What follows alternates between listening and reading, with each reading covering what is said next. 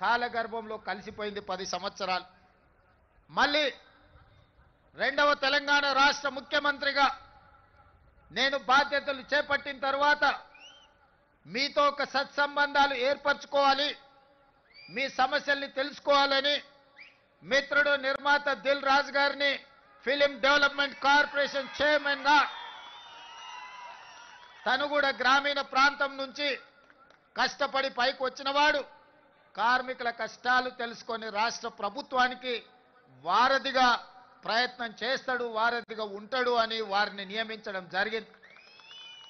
వారితో మాట్లాడి తెలుసుకొని ఆగిపోయిన నంది అవార్డుల కార్యక్రమాన్ని కార్మికులకు, కళాకారులకు ప్రజా యుద్ధ నౌక తండాలలో, గూడాలలో, మారుమూల పల్లెల్లో ఉండే పేదల కోసం జీవితం సర్వం త్యాగం చేసిన గద్దర్ అన్న పేరు మీద గద్దర్ ఫిలిం ఫేర్ అవార్డ్స్ ని ఒక కళాకారుడి పేరు పెట్టి, ఒక పోరాట యోధుడు, ఒక విప్లవకారుడి పేరు పెట్టి 10 సంవత్సరాలు ఆగిపోయిన గద్దర్ ఫిల్మ్ అవార్డ్స్ ని గొప్పగా నిర్వహించడం ద్వారా ఈ దేశంలోనే పరిశ్రమకు ఆదర్శంగా నిలబడే ప్రయత్నం చేసినాం.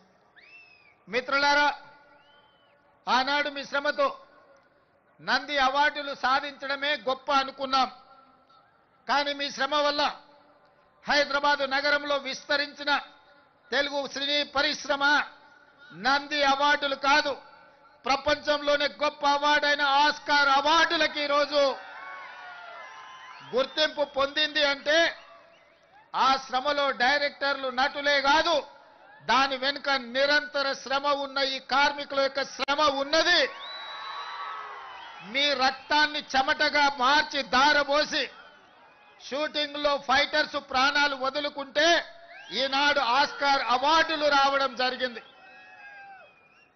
ఈనాడు తెర మీద మీరు కనిపించరు, 2.5 గంటలు తెర మీద కనిపించే రంగుల రాట్నం, దాని వెనకాల ఉన్న మీ కన్నీటి చరిత్ర ఉన్నది.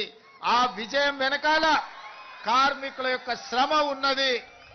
ఈనాడు మహిళా కార్మికులు కూడా తమ జీవితాన్ని, సర్వాన్ని త్యాగం చేసి ఈనాడు సినీ పరిశ్రమను నిలబెట్టడానికి ప్రయత్నాలు చేస్తున్నారు.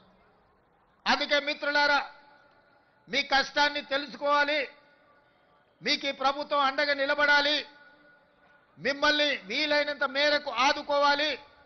తద్వారా తెలుగు పరిశ్రమ ఈనాడు టాలీవుడ్గా కాదు, హాలీవుడ్ నుంచి కూడా ఇక్కడికి వచ్చి షూటింగ్లు జరగాలి.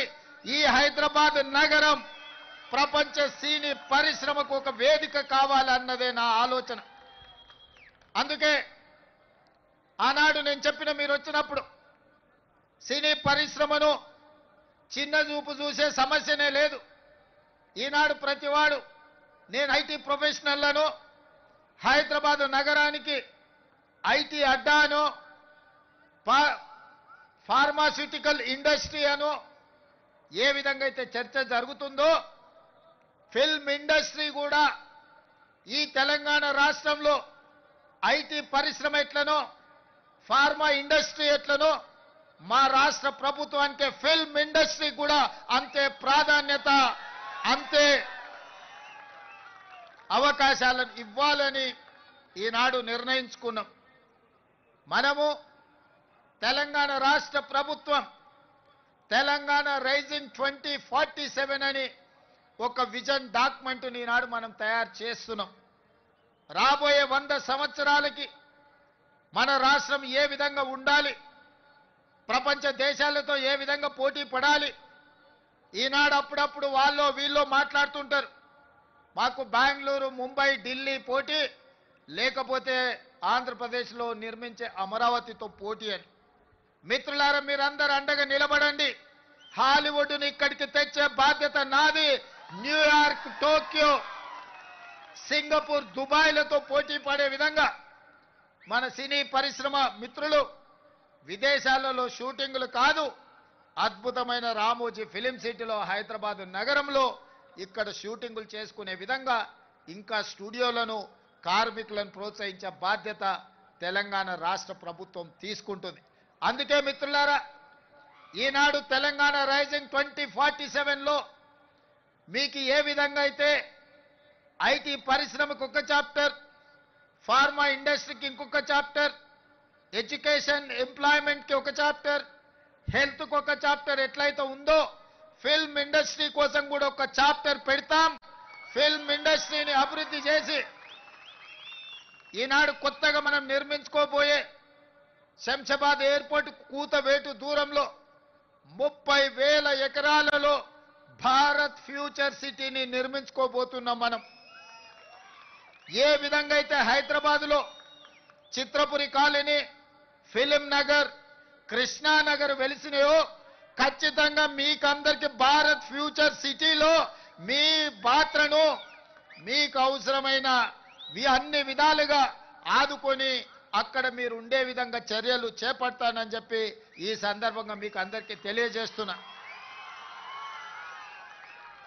ఈరోజు హెల్త్ ఇన్సూరెన్స్, డెత్ ఇన్సూరెన్సే కాదు, మా కార్మికులు ఆరోగ్య భద్రత పూర్తి స్థాయిలో తీసుకోవాలని, అనుకోకుండా ప్రమాదవశాత్తు ఎవరైనా మరణిస్తే ఆ కుటుంబాలను ఆదుకోవాలని.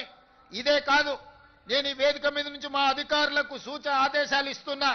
ఈ కృష్ణానగర్ ప్రాంతంలో 3-4 ఎకరాల ప్రభుత్వ స్థలాన్ని చూడండి. తక్షణమే నర్సరీ నుంచి 12th క్లాస్ వరకు సినీ కార్మికుల యొక్క పిల్లలు చదువుకోవడానికి కార్పొరేట్ స్థాయిలో మీకు పాఠశాల నిర్మించి మీ పిల్లలకు ఉచితంగా చదువు చెప్పించే